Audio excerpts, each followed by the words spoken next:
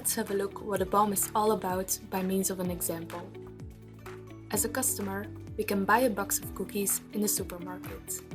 Therefore, the box of cookies is a finished product. If the company has made a box of cookies, it is ready to go to the supermarket, so it's finished.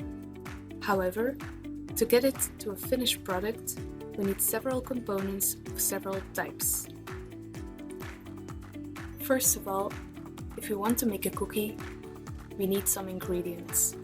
In SAP, we call these type of components raw materials. Raw, as they have not yet been processed in our company. In this case, the raw materials are flour, eggs, sugar, butter, and chocolate. With these components, we can make the cookie. In our production, we transform raw materials into finished products. However, the cookie also needs to be put in a box. Therefore, another type of components is needed. Packaging materials. These materials are not transformed, but they are used to pack the material. In case of our cookies, this is the box and the label. Therefore, they are also included as components in the BOM. So a BOM is basically a list of all the components and their quantities that will be used during the production of a higher level product, which we call our assembly material. The components are specified in certain quantities in order to make a base quantity of our assembly material, the cookie. For example, for one cookie, we need 20 grams of flour. The BOM can also include multiple levels.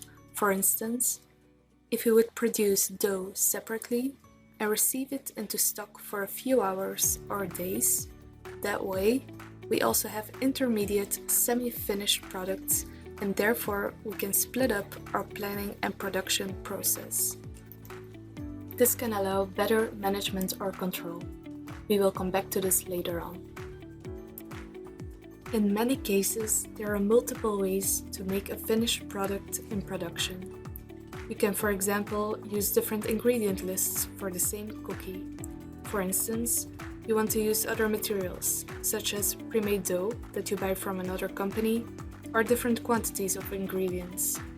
But in the end, the result is still the same cookie. The customer does not notice a difference.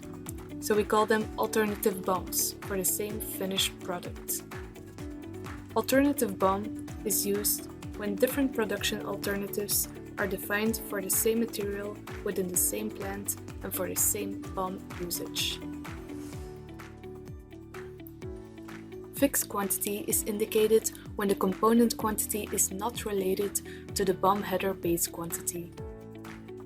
So for that component, it doesn't matter how much cookies you will produce, you will always use the same quantity. For example, let's say we have a make-to-order scenario.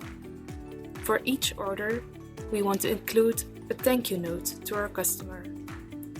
Here, it doesn't matter whether we will make 10 or 100 boxes of cookies. We will still just insert one thank you note for the entire order. So no calculation will be required for this BOM item, and fixed quantity of the thank you note would be 1. We can also find information about scrap. Let's say we know whenever we use sugar for production, in lifting the bag of sugar, we spill some every time. Component scrap is the expected scrap percentage during the use of this component. For instance, you need 8 kilograms of sugar in order to produce 1,000 cookies.